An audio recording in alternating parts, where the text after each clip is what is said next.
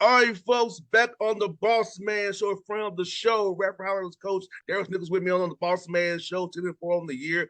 Big game against Clemson coming up here on Friday. What's up, brother? Good to talk to you, man. You look good over there, my guy.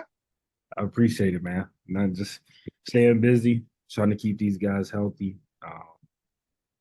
Trying to maintain the momentum we've had, especially coming off, Christmas break. Um, After going to West Virginia, winning that game, and just trying to keep getting better and better. So, we got our guys got back yesterday, and we started practicing. So, you know how it is after Christmas. Trying to get everybody back on the same page is sometimes difficult.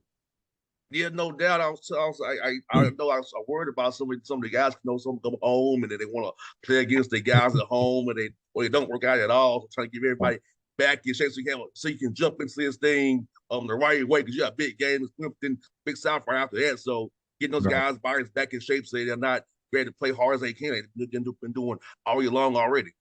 Yeah, and I think sometimes as a coach, you get caught up in thinking you have to practice so much, but sometimes rest is even, more important. So I was happy those guys got a few days off to kind of recover and get away from it. So, I felt, yesterday in practice, we came back and they were rejuvenated and fresh. No doubt, man, bro. Can you believe it's been 3 years for you already, man? And I was like, man, he's in Yeah. year three already. I can't, when you think about it, it doesn't feel like it, but the first time, we did an interview, it was crazy because I was just getting a job. And now, it's year three. And I just remember that first year, how crazy it was getting the job, doing my press conference. And then 2 days later, my guys, went home for the summertime and I didn't see them until the end of June. And it was kind of like, okay, man, what do I do now? So, you know, after year one, I think we had time to kind of prepare and kind of figure out, what we really wanted to do. Um, because year one it was getting the job late and trying to scramble and hopping into the portal, speed dating. That's what I call it. Like when you get in there late. So um, it was just difficult. But now we kind of understand what we want to do. No doubt. And you built this thing quickly, man. 21 wins last year. So for you, coming from year one into year two, getting 21 wins last year and seeing that growth in the program, they're building off that this offseason and now seeing the fruits of labor again, 10-4 in non-league play, man. So talk about your staff and your guys' commitment to what division you had for this Radford team, for Coach Jones. Yeah, I think the biggest thing is the most important thing when I got the job was hiring the right staff, and I have guys around me that I can trust. So that was really big. Obviously my older brothers on my staff, and James Herron, Tim Pete, Jack Raboyne, Matt Smith. Those guys are guys I really trust. And year one, I always say, you know, we lost more than I'm used to, and you got to figure out who you can lose with. You don't want to lose, but if you can lose with those guys and guys don't change up, keep the same mentality, come in and work every day, don't point fingers, don't say, okay, in the recruiting process, this is my guy, this is my guy. I think you have a chance to be successful, and that's what I have in my staff. No doubt, man. And for you, did you see this kind of coming in the spring and summer as well, and then the fall as you got ready for this? Because I feel like when you have success of winning, yes, yeah, the summertime is very important because see if guys are getting too big headed or really trusting the process and really committing to getting 1% better each day. So did you see this kind of coming in the fall, spring, and the summertime after last year's 21 win season? Yeah. Well, it was, our summer was difficult because we had a lot of guys that, were battling injuries. And, we did a foreign trip to Japan. We played with, I want to say 8 guys over there. So it was more so the younger guys that got some good experience playing over there. And I think it helped us because, we're still playing without 3 front court guys majority of this whole season. So I'm missing Josiah Harris, who was number 3 in the country in defensive rebounding last year, averaged a double double.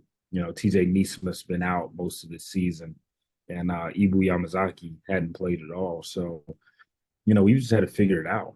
And I think that's the biggest thing as a coach is if we make excuses, say, okay, this guy's hurt, this guy's hurt, this guy's sick, it's going to feed throughout the rest of the team. So, um, the summer kind of prepared us for what we're going through right now in terms of the injuries. No doubt. And I do feel like it's a good thing because, when guys who typically die in the rotation get a chance to play, that shows them putting that work on the side of the coaches on their own because that's how you know if a guy really cares about the game basketball, man, because we opportunity is called. You gotta play. If you want to play, be ready to play when your number's called. So I feel like your guys can experience over in Japan, building that depth organically as well. So now when you're whole, man, you got a lot of options to go to, depending on whatever it is. Right. And it was different because, we're playing a whole different style. We're playing FIBA rules, to throwing freshmen, into the fire, and they're playing against older guys in a whole different environment. So it was good growth for us. Guys playing in different positions. I think the biggest thing was off the court, the team building, team bonding. So I think that's helped us early on in the year non-conference. No doubt, bro. And currently you're on a 5 game winning streak right now. So what's been the keys is these 5 game winning streak bounce back from that loss at ODU, man, and we're rattling off five in a row here. I think our decisions have been better. And a lot of times people, when you say decisions, they're thinking, okay, shot selection. It's not only that, it's just, okay, not fouling, not putting teams in the bonus early, um, making the right reads. So I think we've done a better job of making decisions throughout the game, winning decisions. Sometimes guys, they were making their own decisions. Now I feel like we're making more winning decisions. So I think that's the big difference in the last few games. No doubt, man. This year they're not calling charges this year, so having your hands up to the lights, pretty much. Not trying to take Yeah, any more charges. Just be there with your hands up. That's all you can ask.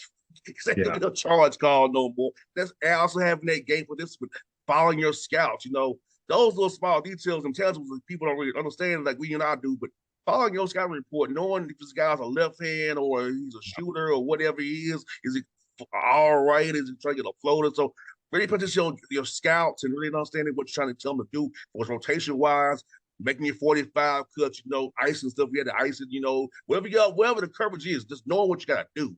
Offense, defense, in the floor, and hustle. Make your foul shots, you win the game. right. And I think the hard part about that is once you get in the conference play, everybody knows everybody's tendencies. Not only the players, but other coaches know your tendencies as a coach. So where we're headed to in conference play, the start of it is, attention to detail is even more important because, it's so much less room for error.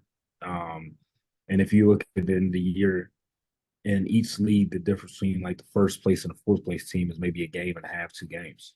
Um, so, those attention to details like you're talking about, they're going to be even more important here in the next few weeks. No doubt. And you know what? I know you got some big neutral court wins as well in a road wins. So Bucknell on the road, neutral in West Virginia with Marshall, and then at West Virginia, I'm a modern man. About that mindset of going on neutral court to play a tough team like that and on the road as well, and come out there with a victory, like you said, those small details we talked about that are very important to winning. And the hidden stats we gonna see like 50 balls, all the we throw blackouts, all those things for defense with a rebound and get out on the break. So about how important those small towns people don't really pay attention to, but really Yeah. affects winning when you're on the road or on neutral court with somebody. Yeah, what we like to do is, first of all, we like to teach our bench what to cheer for. Sometimes guys, sometimes guys on the bench don't know what to cheer for, and Yes. most time they get caught up, focused on talking trash to the other team instead of cheering for what we need to cheer for. So, we worked on that in practice one day. We worked on, okay, if somebody dives for a loose ball, still don't get it. That's opportunity to stand up and cheer. Um, things like that. And I think when you have that kind of energy, I think it's a recipe for you winning on the road. I think sometimes teams wait for something good to happen and then get energy. I think you create energy, you find a way to create energy, and then good things will happen. So that's what we try to talk about a lot when we go on the roads, especially. No doubt, you got that right, bro. Like you said, man, and you had tough losses. James Master was playing out there, Michael Coach Bonds, and just to the ODU. But I learned from those close games on the road there to build out so you can win them in Big South play where it counts even more. Talking about how because you and I both know you can't really simulate post games until you in one and for real. Do it in practice best you can, but it's not the real thing until you actually another color on and do it with a referee. It's crazy because one possession game at JMU, one possession game at ODU. We lost both of those. One possession game at Marshall, we won that one. Then, a week ago, we're at West Virginia, and I'm in a timeout, and I'm thinking, okay, man, we've been in these situations before already in non-conference. And then so I felt like we were more comfortable in those situations because we've been put in them before.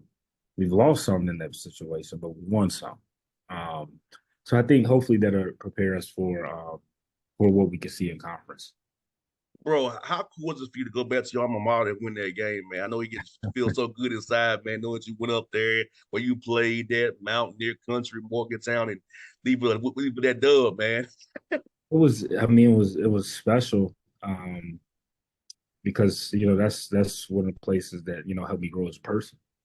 And then to be able to go back there and you lead in your own program at your alma mater and come out with the win, not only the win but how we won. And a lot of people think I'm talking about okay, the game winner shot. No, I'm not talking about that. I'm talking about some of the stuff we did that we shouldn't have done, but we overcame it and we kept moving on to the next play and could have folded at times and we didn't. No, no doubt, man. That was a heck of a game. I know I texted you before. It was a heck of a game. I was like, man, my man doing his thing up there. I was like, I like Josh personally, but I shout cheering for you, man. Yeah, I appreciate it. I like you personally. I'll cheer for you. I got something loud cheering for you, bro. I really would. Man, he gotta get this win on his own spot for real, man. You gotta do it. What's good about your team, man? You got 7 guys, 7 points or more averages. You got balance scoring. Because I always worry about when a team got one guy scoring 20 or something or 19, and you got balance scoring. That means that the ball's moving. We all know the ball has energy. So it's about emphasizing balance scoring, making sure guys get involved so people stay engaged, especially the big guys who want to run and block shots and you do the right things. They get some touches there, transition in the post a little bit there. Yeah, I think part of that comes with those guys just playing together. And I think in this day and age, in like the transfer portal, people are always concerned about, okay, what does this team have? What do they have bringing in? What are they bringing in? I think it's more important to have good players returning. And so, for us, we have, this year we had a lot of good guys returning who have played together for, in this day and age, a year's a long time. Oh So, yes. you got Kenyon Giles, DeQuan Smith, Brian Antoine, Justin Archer, DeAndre Pierce, those guys that were here with us last year, they understand each other. So I think that helps us, understanding our tendencies and moving the ball and making sure everybody gets the looks that we want.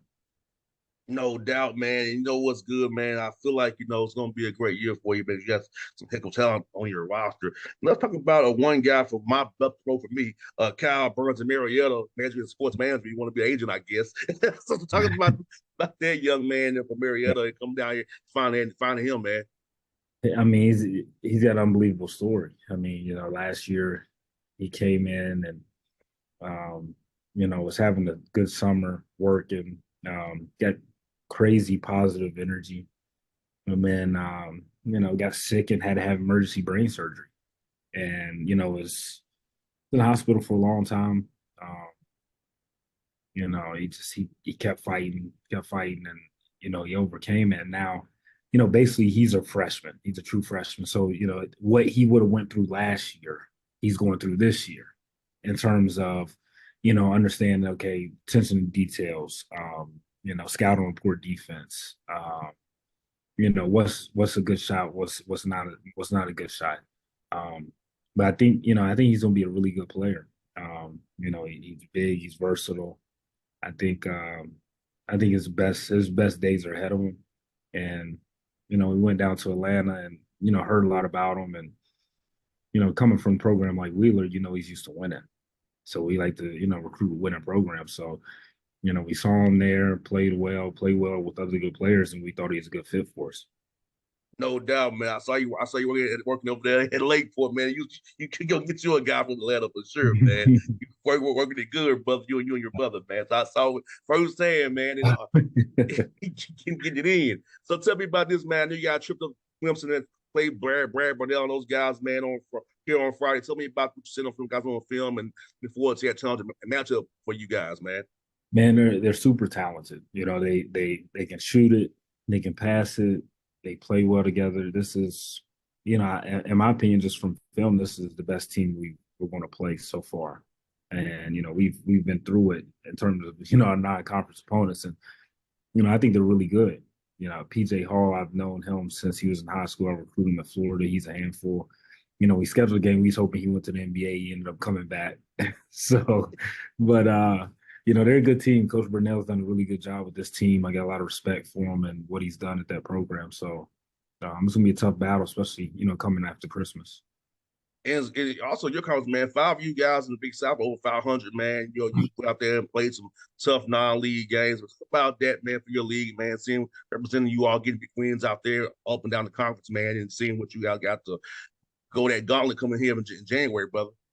I think the league's better. It's better.